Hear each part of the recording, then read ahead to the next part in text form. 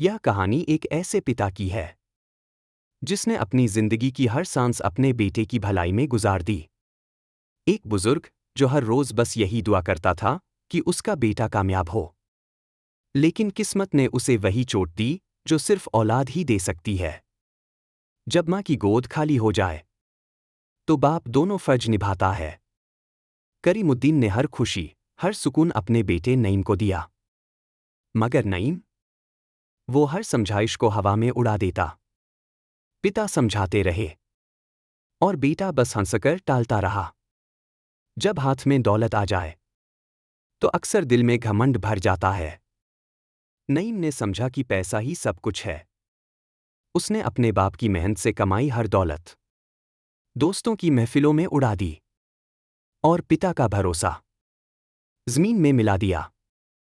उस रात जब नईम ने अपने पिता के जेवर चुराए तो उस बुजुर्ग बाप ने नम आंखों से बस इतना कहा, बेटा, अगर तुझे इसी में खुशी मिलती है तो जा। और एक पिता ने अपने दिल का टुकड़ा अपने ही हाथों से जुदा कर दिया।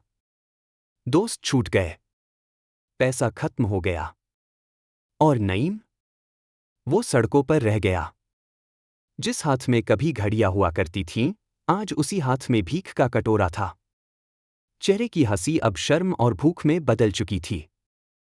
मस्जिद के एक कोने में बैठा था नईम। ना आंखों में नींद थी, ना दिल में चैन। सिर्फ एक आवाज अंदर गूंज रही थी, अब्बा, माफ कर दीजिए, मुझसे बहुत बड़ी गलती हुई। आज हर वो बात जो कभी अनसुनी की थी, तीर बनकर दिल में चुभ रही थी। जब इंसान पूरी तरह टूट जाता है तो उसे सिर्फ अपने घर की राह याद रहती है। नईम थक कर, रोकर अपने ही घर का दरवाजा खटखटाता है। दरवाजा खुलता है, सामने पिता खड़े थे और उनके आंसुओं में बस यही लफ्ज थे, तू लौट आया ना? मेरा घर फिर से रोशन हो गया। एक पिता का दिल कभी छोटा नहीं होता। नईम उनके गले लगकर बोला, अब्बा जान, आप ही मेरी पूरी दुनिया है। और पिता ने प्यार से जवाब दिया, बेटा, इंसान से गलती होती है, मगर जो लौट आए उसे फिर से अपना लिया जाता है। नईम की जिंदगी अब खुद एक सबक बन चुकी थी कि दौलत सिर्फ जिंदगी का एक हिस्सा है, लेकिन माँ बाप का प्यार जिंदगी की असली रोशनी है। जो इस रोशनी से दूर हो जाता है वो अंधेरों में ही भटकता रह जाता है।